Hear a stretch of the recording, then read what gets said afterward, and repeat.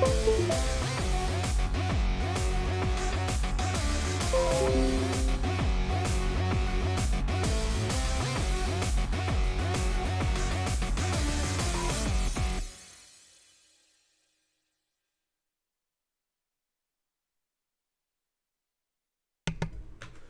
folks, what's going on? Welcome to tonight's cheer league match between Mayhem and Prism. Just getting both teams all set up. Oh, okay. Just as I say that, both teams fully populate the lobby, so should be good to go here in just a second. I'm going to go ahead and get the draft set up. It's going to be on Warhead Junction, so we'll get that underway in just a second here. Just going to be giving out the draft links here in just a moment.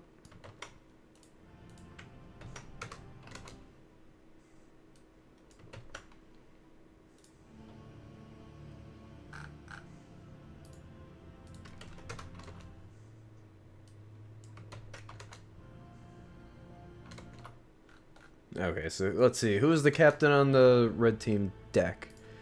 Deck is the captain. Okay. Don't know if you guys could hear that, but someone is horning loudly outside my window.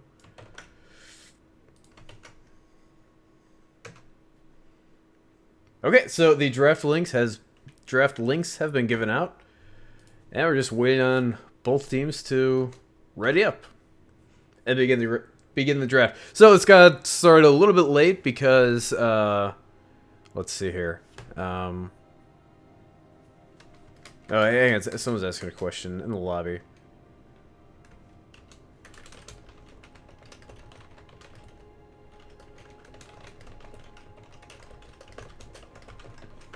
So we were a little late getting started here because both teams were trying to get all their members together. And also, I just had a... I tried to get in a quick game before this. And of course, it's Towers of Doom with the Lost Vikings. So naturally, it took 3/4 of eternity. But thankfully it finished just in time.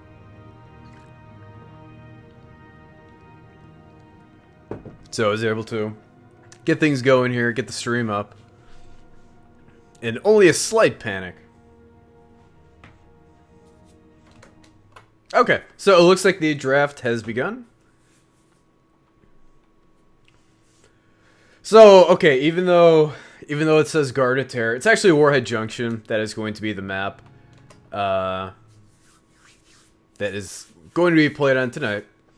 So, Kerrigan banned out first by Mayhem. Kind of interesting. I mean, Kerrigan's still a very strong character, but I don't know if this is the best map for her necessarily. I think she can be very strong in fights around the nukes, where teams may be divided. They may be going after multiple nukes at once, and if that's the case, Kerrigan could very easily pick them off. Maybe have a little bit of inside information. Maybe there's a very good Kerrigan player on the side of Prism. But Malfurion banned out by Prism. So, Mayhem... There's a lot of very strong picks on the table still. There's still the Vikings that could be grabbed. Maybe a global like Falstad or Brightwing. Zagara possibly. Zarya still on the table.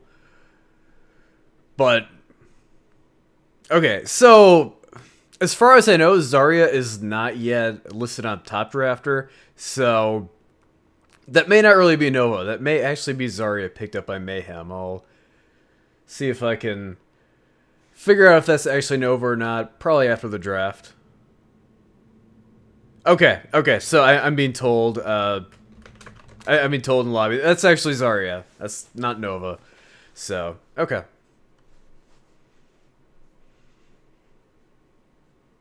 So, Zarya, I think she got some slight nerfs, maybe late last week, but still does seem to be very strong. But Falstad going to be first picked by Prism. So right out of the gate, we're seeing heavy emphasis on global mobility. And with the addition of Brightwing, very heavy emphasis on global mobility. Falstad and Brightwing can pretty much instantaneously zip all over this very large map. So yeah, they can soak the lanes and then make very quick rotations down to the nukes as they spawn. Or, even fly to places, drop off the nukes, and get out. Or walk up to places, drop the nukes, and fly out. So far, very, very strong draft from both teams. ETC picked up by Mayhem. So, ETC and Zarya, I haven't seen much of it yet, but I think there's a chance for some really strong wombo combos there. Zarya can pull everyone in, then ETC power slides in, mosh pit. Could be a very strong little wombo combo there. But Zagara also picked up for Mayhem. Zagara, who does become a global mobility character at 10, assuming she takes Nidus. But she can set up these Nidus worms all over the map and instantly crawl into one and basically teleport to any Nidus worm she has set up. In addition to that, heal up.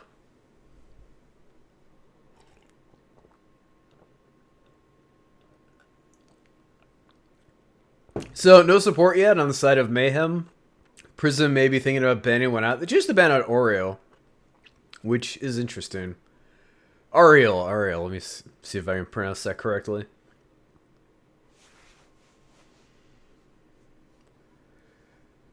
So far, I don't see too much that would make me think Ariel pairs well. They probably wouldn't take... Actually, I take that back. They could take Lunara still. And Lunara Ariel could be a very strong combination. In fact, I kind of wonder how strong Ariel Zarya would be. I mean, just thinking about that would probably be a very strong combo. But Chen banned out by Mayhem. Which I think is smart. Mayhem, they have their tank. And Prism does not, so... choosing to ban out arguably the best tank in the game right now. So what does Prism need? They still need a tank. Still need a bruiser. So Tychus picked up.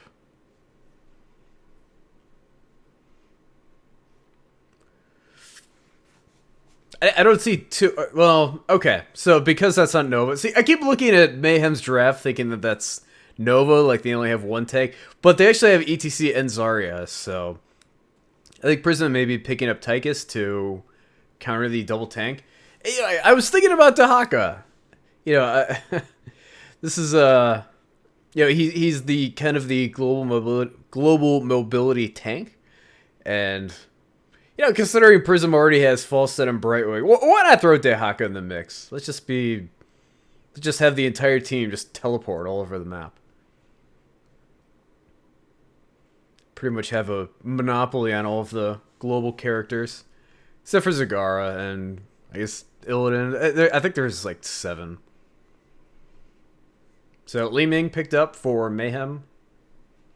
So far, very strong front line for Li Ming to... chuck magic spells behind. And Dahaka, not the tankiest of tanks. I don't believe he has any kind of ability damage reduction. Don't believe he gets Stamping Magic or anything, so... but it is going to be Lieutenant Morales behind that double tank front line of Mayhem.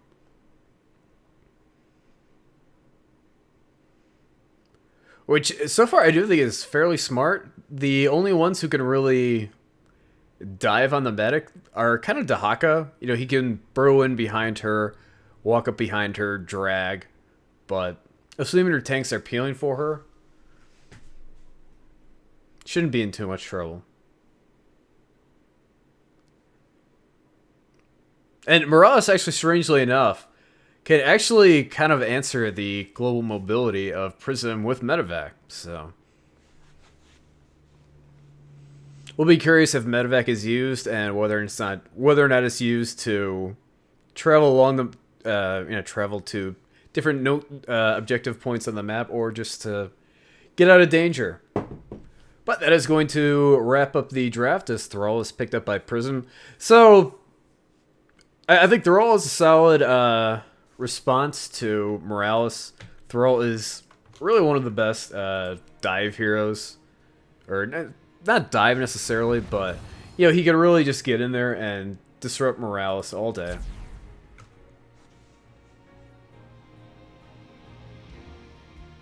You know, he can basically flank the team, do sundering, and basically just burst Morales down before she can get away. Let's fly.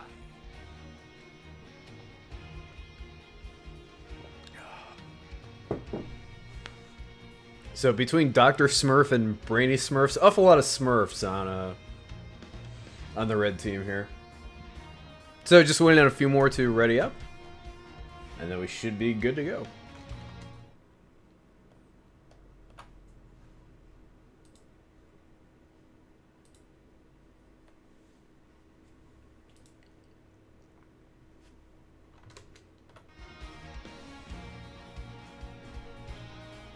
Let's fly.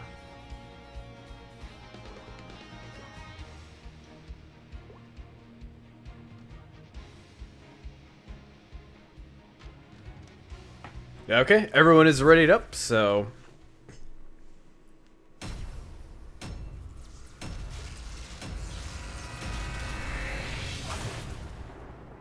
here we go.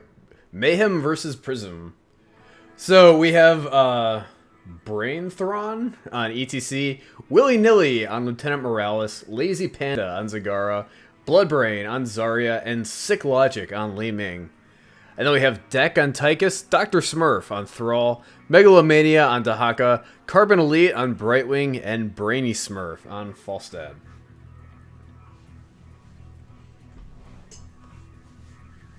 So we kind of have the team of all global mobility characters versus the more of a standard teamfight team.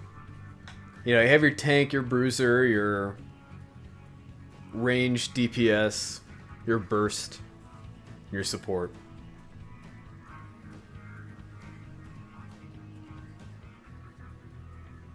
And I mean, actually, now that I think about it, I mean, ETC could go stage dive, so they could have 3 global heroes with ETC, Morales, and Zagara. And if ever just piles in the medevac, I mean, it could be all 5, so it's going to be very interesting to see how this all shakes out.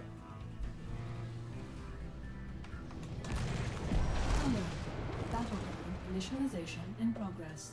Combat preparation advised.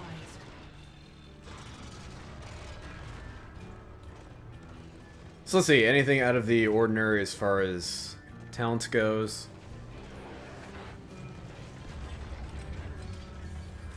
Falstad still going for the Q build, looks like. Mage Stad. 10 seconds. 5, 4. So it's looking like everyone on 1. Prism wanting to The warheads and defeat fight mid, but looking like the other team not necessarily wanting to.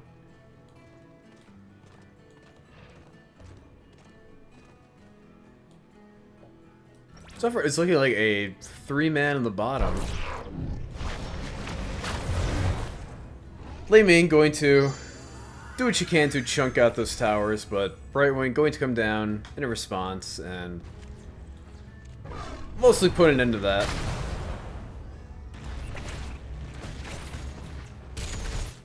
Meanwhile, just poor lonesome ETC in the middle lane. Not much you can do other than just kind of soak.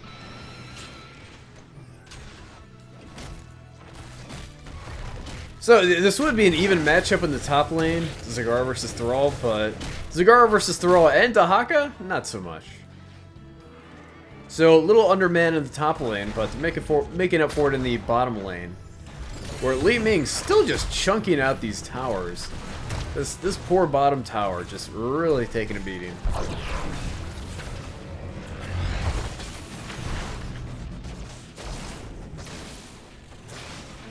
Meanwhile, ETC and Thrall, ETC and Falstad in the middle lane. ETC definitely not going to win that lane, going to get slowly chunked out by Falstad, but can hold it for the time being. Finally, this is going to a one-on-one in the top lane. It looks like Dahaka actually burrowed down to the bottom lane, so... And it's good. He made it in time before Li Ming could finish chunking out this bottom tower here. Otherwise, it would have... Had it died, it would have given a slight XP lead to the blue team. And that's actually definitely not going to happen now because Zagara just died to Thrall in the top lane. And not only did Thrall kill Zagara, but he also gets a nuke for... as well for taking her down. You know, a drag goes down on ETC, but he's going to power slide out of there. You know, the nuke dropped on that wall. It's going to get the entire... it's going to miss the fort, but it does get the entire bottom tower, and this top cannon tower is going to go down as well from the minions. So what happened to the second nuke? Was that drop up top? Yeah. Looks like it was dropped in the middle, probably, and got the gate. But none of the towers. Both still standing at the moment. So, fun fact, if you hit something with the center of the nuke, it's going to do quite a bit more damage. I don't think it's exactly double, but it's quite a bit more. And, I mean, the nukes themselves do a lot on their own, but if you can hit something with the center of it, it's going to, a lot of times, ensure the destruction of that structure. Meanwhile, Falstad died in the middle lane.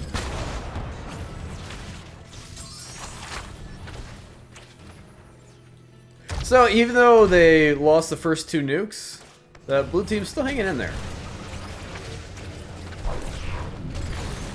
Dahaka being aggressive, going in there, even though it's 2-on-3. He's definitely got to be careful.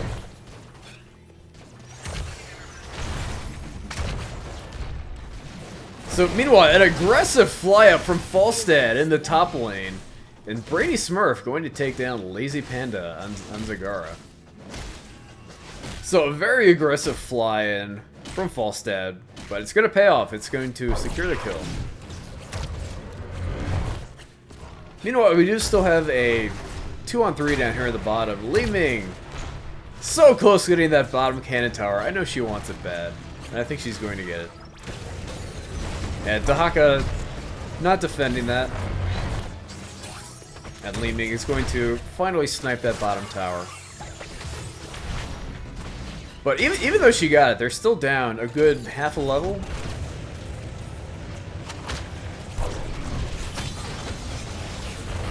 But the drag on Li Ming, unable to finish her off. Li Ming does have her teleport, so going to get right out of there. So the second nuke phase is about to begin. This time it is 4. So 2 up here in the top, and then 1 mid, 1 bottom.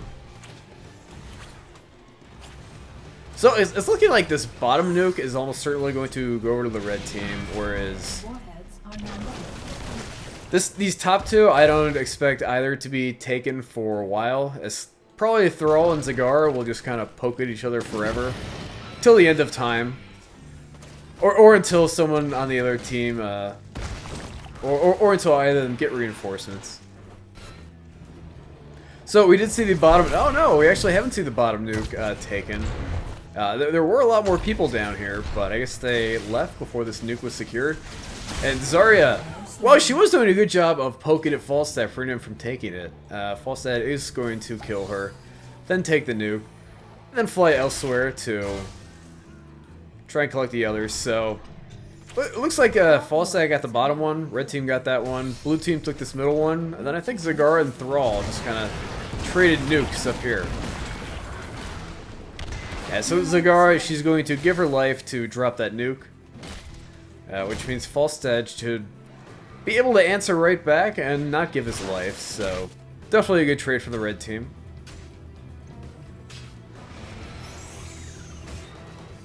Looks like Thrall might be choosing to hang on to that nuke.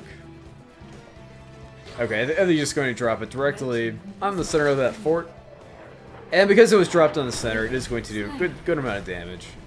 About 50%, but actually Morales, it looks like, fell in the bottom lane. And unfortunately she had a nuke, so It's gonna have to be a little bit of a fight here to reclaim this. But everyone on red getting awfully low. Although they do have Tychus and they do have 10. Tychus comes in with the aggressive Dragon Laser Drill, and that is going to finish off Zarya. And that nuke that once belonged to Morales on the blue team, picked up by Brightwing on the red team. So this is actually something I've been seeing a lot on this map. Li Ming taking Wave of Force. Wave of Force will actually stop you from dropping a nuke. So if you think you're about to safely drop a nuke on a fort, and Li Ming sees you, she can basically interrupt that process. So Disintegrate does good damage, and it stops you from picking up a nuke, but Wave of Force will actually stop you from dropping it. And by the way, it also stops you from taking it, so Wave of Force does seem to be the go-to heroic on this map, which I think is interesting. Wave of Force, not just for interrupting Mosh Pit. So it was looking like Falstad was maybe going to have another pick, but a great shield from Blood Brain stops Li Ming from getting picked off.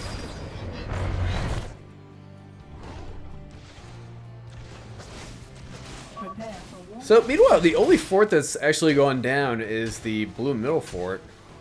Both top forts just barely hanging on, and then the bottom fort's actually in fairly good shape. So 2 more nukes are spawning, one on the top, which is going to probably go to Thrall, uncontested. Zagara not going to stop that.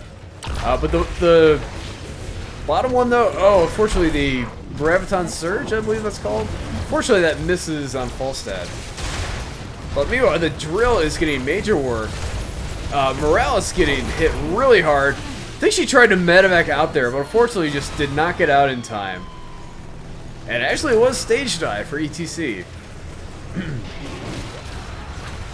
Who comes in from somewhere, not sure where he was. Oh! Fortunately I did not interrupt that Hearthian of Falstad in time. But I don't think it was going to matter because Thrall is down here. And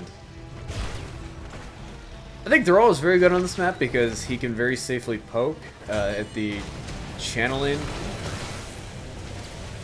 of trying to collect a nuke.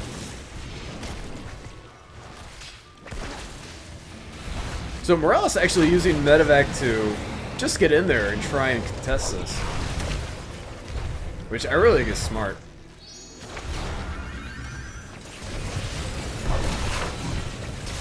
So far ETC getting right in the middle. Does not have Mosh Pit, but Zarya is going to fall. And I believe this is a... Yeah, with the addition of Tychus, this is a 5-on-2 at the best, because we still have Zagara up in the top lane. Zagara up doing Zagara things. So, ETC going to have to back off. I think that may have been a bad engagement from the start. Blue team may just not have may just not have had the numbers advantage, so I think it was smart of them to, well, ETC to get out anyway. So Zagara final finishing off that top fort. I think she just pushed it. You know, I think this was 2 nukes that were just dropped on this poor keep right here.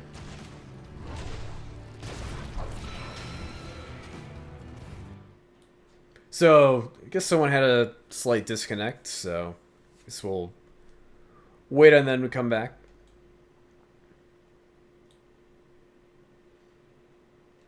So, red team is all thinking about maybe taking the boss. With everyone up on the blue team, I don't think they could pull that off, so... Okay, so even though they're headed that direction, not going to take it. Yeah, we did see the blue team. Maybe worrying about that being taken, coming to check on it, but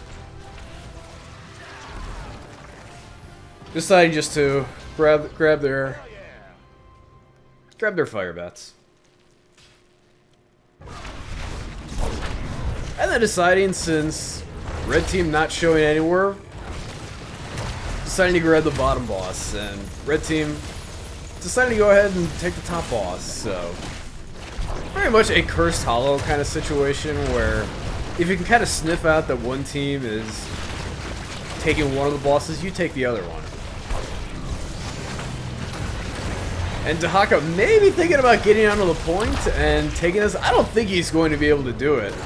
Brightwing, though, you know, for a second there, I thought they actually might have a chance. Had Falstad maybe gotten there a little bit sooner, could have gusted the entire team off of the point. But unfortunately, just not in time. Yeah, even though Falstad does have flight, I think, I mean, the range of his Z is limited, so he may have had to do a little bit of walking before he could actually fly down, so.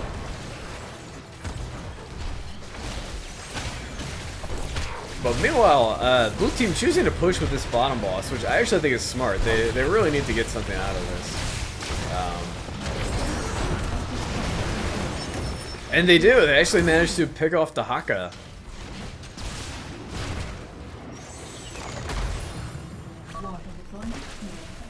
Now, I'm not sure what happened to Zagara.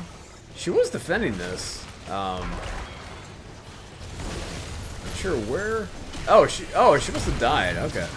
Sorry, I missed that. But she did manage to take it down a good percentage of the boss before going down.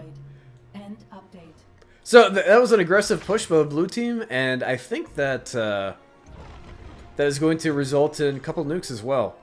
And it's also getting them very close to level 16, so. Alright, so we're seeing a very aggressive medevac come up, trying to catch, I believe, this third nuke up here, because I believe they have two. Trying to go for a third one. But Drag goes out on Morales, who doesn't have medevac to escape, and she actually ends up falling. But Brightwing died as well, so far healers are down on both teams, and 16 was picked up, so there is a chance that this being won by the blue team.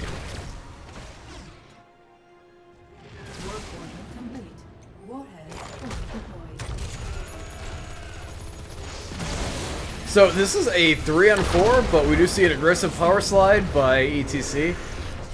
I don't believe that was Morales who died. I think it was Zarya who died. This UI. Ugh. I wish they would fix it. But yeah, it was probably not the best time to engage there. That looked like a 3-on-4.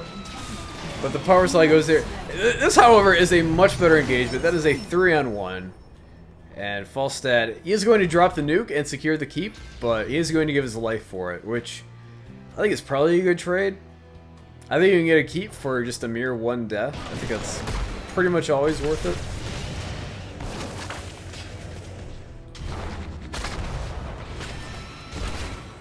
But Dahaka going for the grab, or the drag on Li Ming, not going to connect.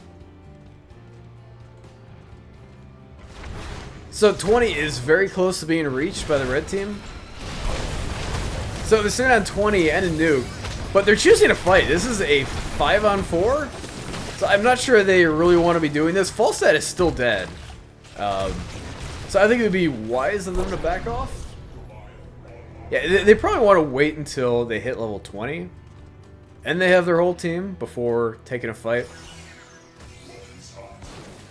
I mean, you just don't really want to force something where you're down and then run into a situation where it's kind of a recipe for throwing, basically.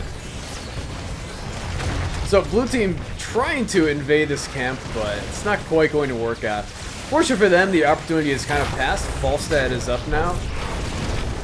But a big Graviton Surge goes down on Dahaka, but he's just going to hide in a hole in the ground and be okay. So Graviton Surge, it's not quite like Mosh Pit. You're not actually stunned. You're just kind of rooted, basically. So you can use abilities and auto attack, all that fun stuff.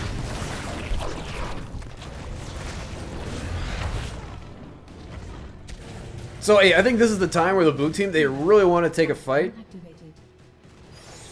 Because level 20 is about to be reached by the red team. And if they do hit that, which they're about to, they're going to get a big power spike. You know, once they hit level 20, going to get all sorts of very powerful talents. Warheads deployed. Form an orderly line for collection at your convenience. And since level 20 has been reached, we do see the blue team just wisely deciding to back off. Just get a couple of their easy camps. Collection Well, complete. just the one easy camp anyway. But now we're seeing an aggressive push by the red team. They're looking to end, which they very well could do here. Past the 14-minute mark, nukes do an absolute ton of damage. To the point where 3 nukes on the core will absolutely destroy it. And here we go. We see the first nuke go down. I believe we see the second nuke go down, and the third. And that is game. There's nothing blue team can do. This will 100% the core. And that is GG.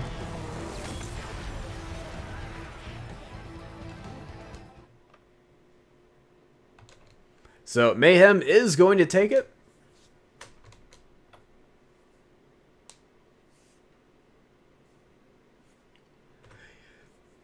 Yeah, you know, it's kind of what you've seen. Yeah, it's kind of what you see on like a lot of high-level play on that map. Basically, once you get 3 nukes in the end game, like the game just ends. Like you just walk up to the core, everyone unloads all their nukes on it, and that's game.